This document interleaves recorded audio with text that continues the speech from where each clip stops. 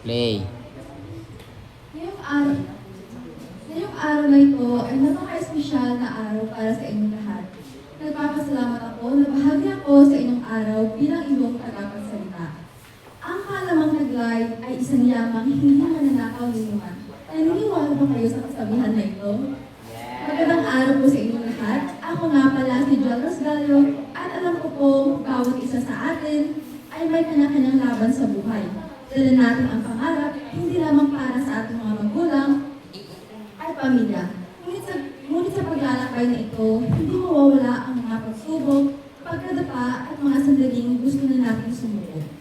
Hindi ko na patatagalin at ibabahagi na sa inyo ang aking mga karanasan kung paano ko nalagpasan ang lahat at kung paano ako nagtagumpay sa huli. Sisimulan natin kung ako'y nasa elementarya pa lamang. Bata pa ako noon, ngunit nakakaranas na ako ng iba't ibang uri ng paghihirap. Hindi lamang sa mga aralin, kundi lalo na sa aspeto ng pinansyal. Dahil maliit lamang ang kinikita noon ng aking ama bilang isang estudyante, humanap ako ng paraan. Kaya nagsimula ako magbenta ng candy at kung ano-ano upang kahit paano ay may baon ako sa araw-araw. Sa munang edad, natutunan ko ang kahalagahan ng pagsusumikap. Natutunan ko, hindi hadlang ang murang edad upang matutong magbanat ng buto para sa kinabukasan. Ang simpleng pagbebenta ng candy noon ay nagturo sa akin ng aral na dala-dala ko hanggang ngayon sa kabila ng kahirapan, laging may paraan, may tsaga at determinasyon.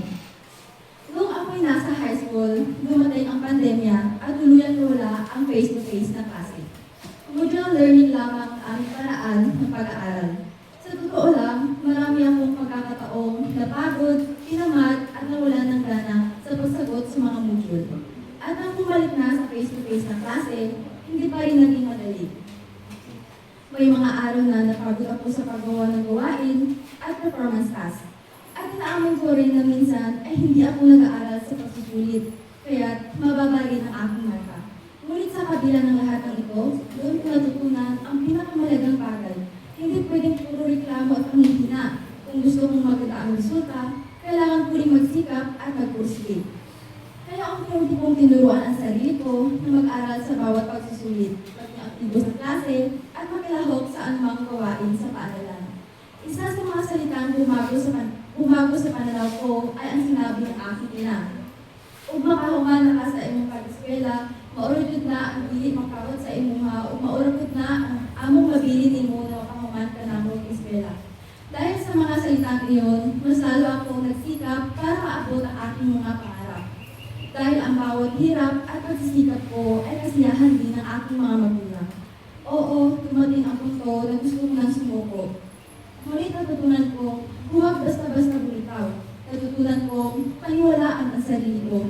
Lagi kong sinasabi, kung nakaya ganin ako sa una, manugilin ako kayanin karon. At sa bawat tagumpay, maliit man o malaki, natuto ako maging mas matatag. Kaya nais kong ipabot ang isang aral, huwag tayong susuko sa ating mga pangarap. Normal na mapagod, normal na madapa, pero hindi normal na tumigil. Ang tunay na tagumpay ay hindi lamang nakukuha sa katalinuhan, kundi sa sipag, tiyaga at sa pusong handang humangon kahit ilang ulit madapa. Ay kung minsan pakiramdam natin ay mahirap ang lahat, tandaan natin na ang bawat sakripisyo ay may kaakibat na gantimpala at ang bawat kuha ay may kapalit na tagumpay. Kaya magpatuloy tayo, hindi lang para sa ating sarili, kundi para rin sa taong naniniwala sa atin at nagmamahal sa atin. Maraming salamat sa inyong lahat at huwag magsilbing paalala sa